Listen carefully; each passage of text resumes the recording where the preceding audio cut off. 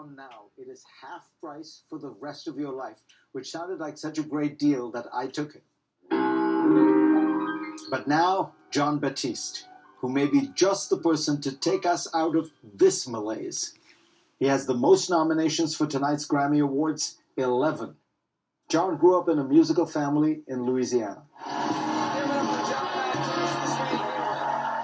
He is the band leader and musical director for CBS's The Late Show with Stephen Colbert and will debut a symphony in Carnegie Hall next month.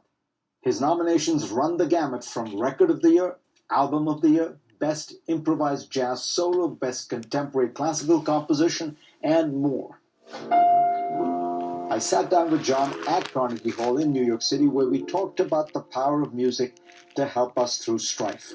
Music comes from life experiences. I truly believe the experience that I had and that many musicians had will make our music stronger. It's given us something to push back against. You don't ever want to have things be too easy. If everybody is doing great and everybody's saying great things about you, then something's wrong. You're doing something very wrong. And in some ways, that's always been true. I mean, Beethoven's Eroica is written inspired by the French Revolution. Absolutely. And they're great examples. So Eroica, and the way that the music came from a visceral experience that he lived through, that a nation lived through, and his pride, his passion. You can hear it in that piece. If you look at the manuscript, sometimes I examine the manuscript, you can see there may be blood on the manuscript. Think about that. What drives a person to get there? It's not an idea of music or some sort of preservation of something arbitrary and superficial at its depth. It's something that's much, much grander, that's tied to humanity and tied to how we have certain things that affirm our humanity, that when they're trying to take them from us or trying to strip us of that, we have this innate desire to reaffirm it.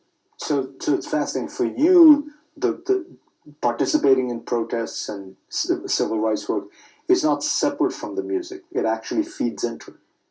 It should, and it is. And whether you know it or not, it is. People who are speaking and living as activists who are also musicians. One of my great friends, we collaborated on the album, Mavis Staples, a perfect example of someone who marched with Dr. King and also was an incredible innovator in R&B and soul music. It's not separate for her. It's not any different when someone lives a life as the person that they are and performs as the musician that they are. Is the song Freedom inspired by it? Freedom is a funny blend of a social and sexual revolution in a song, and the idea of childlike zeal and expression of freedom that comes from being completely uninhibited but living in the fullness of who you are. There's something about a person that makes them the only version that exists. You're the only version. You should. Why do we try to be like other people? Everything that's led into you existing today is so unique. It's so special. You're the only one that will ever exist. So freedom to me was this thought of how do I, without saying that, I get very philosophical. How do I, in a song that could be on pop radio, how do I say that? How do I convey that feeling? How did you show me? What do you think of as the dance? I'm a dancer as well, and this is something that when you hear, when I move my body just like this, I don't know why, but it feels like freedom. I hear a song that take me back, and I let go with so much free. When people hear that, they start to want to move. And when you start to move, the physiology of that kind of movement puts you in a space where you're already letting go of inhibitions. Do you want to play a final closing thought? If you were to end this, How do you end it musically? Oh, wow. Let's see.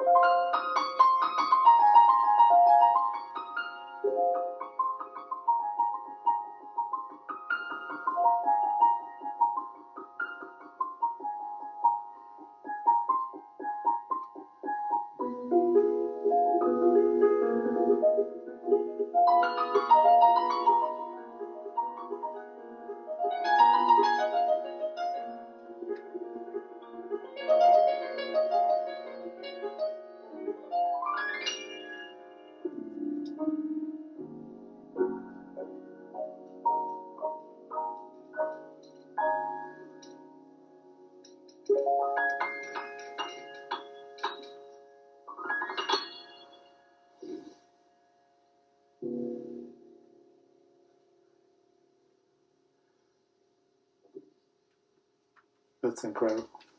Thank you. Thank you.